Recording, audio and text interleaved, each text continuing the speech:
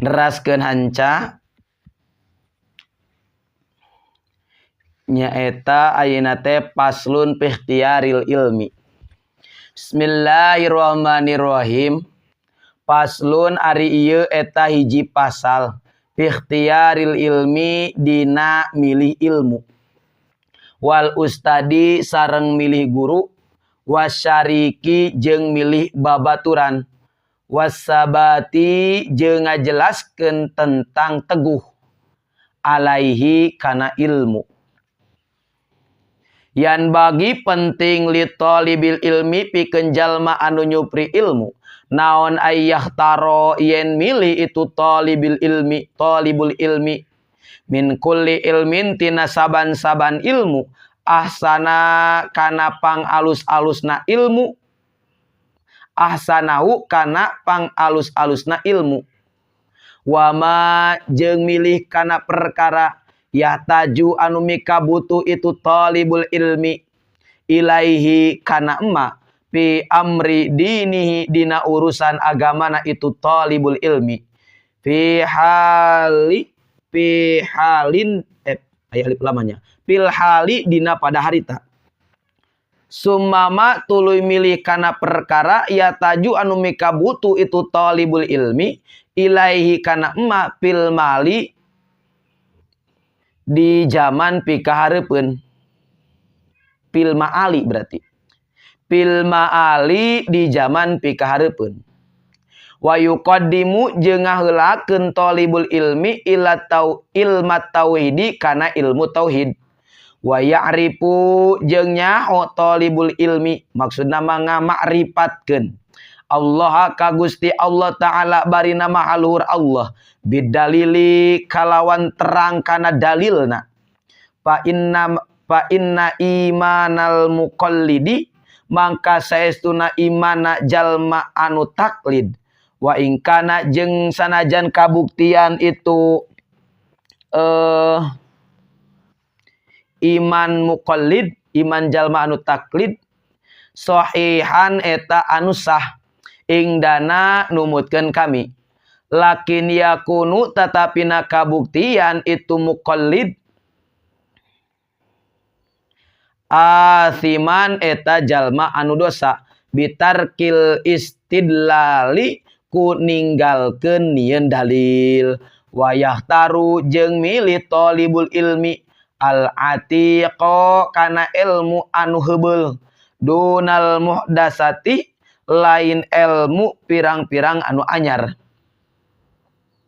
Qalu nyaurkeun para ulama alaikum misti ka araranjeun bil atiki kana ilmu anu heubeul.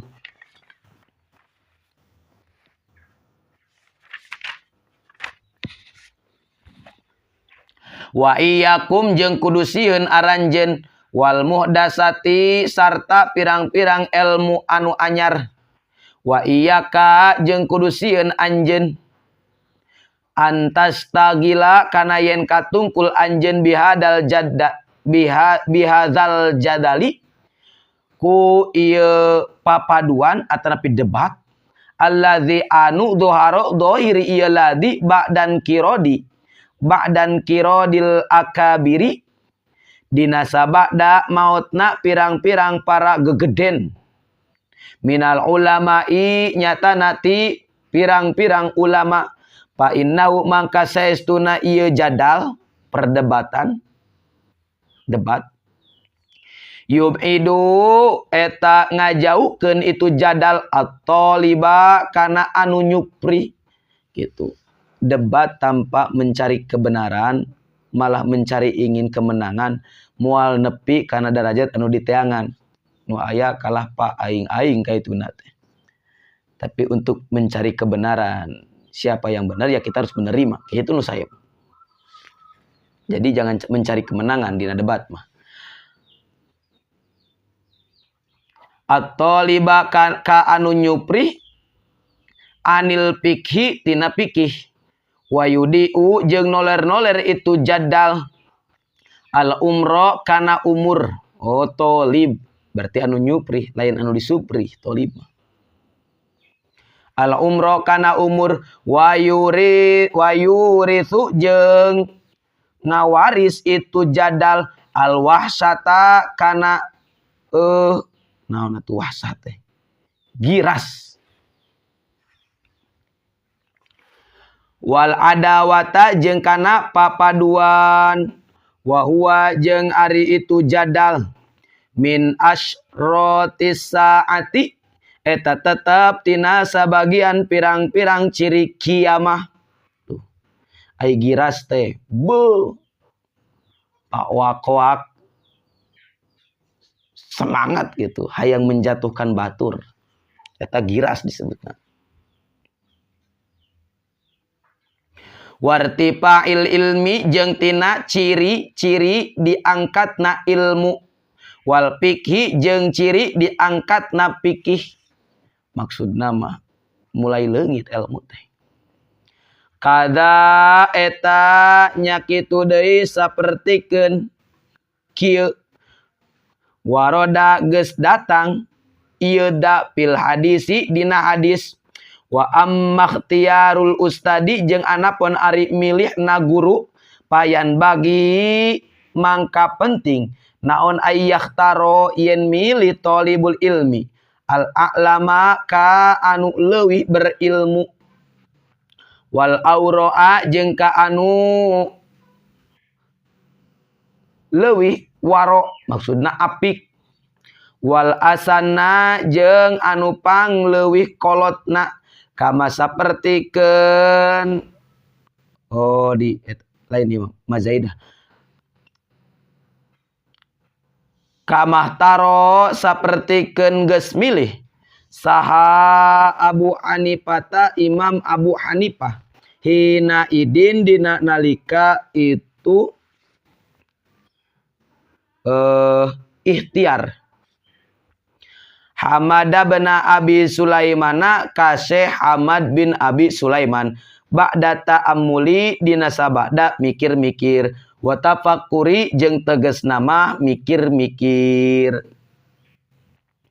wa qala jeung geus nyaurkeun sa Abu Hanifah ta Imam Abu Hanifah rahimahullahu taala rahimah muga ngarahmat atanapi muga mika asih hu ka Imam Abu Hanifah saha Allah Gusti Allah taala bari nama halur Allah wajadtu jeung geus mendakan kaula hu ka itu Syekh Hamad bin Abi Sulaiman saihon kana guru wa quron anu rintih atanapi hati-hati haliman anu hilim sobar penyantun hilim peh atanapi murah hati mudah untuk memaafkan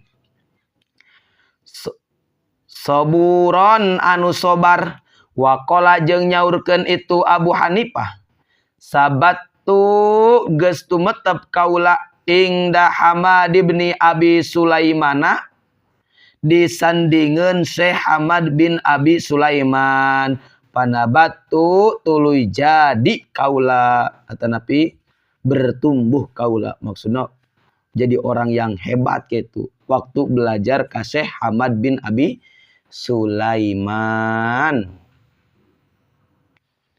wallahu a'lam bissawab subhanaka Allahumma wa bihamdika asyhadu an la ilaha illa anta astaghfiruka wa atubu ilaik walhamdulillahi rabbil alamin.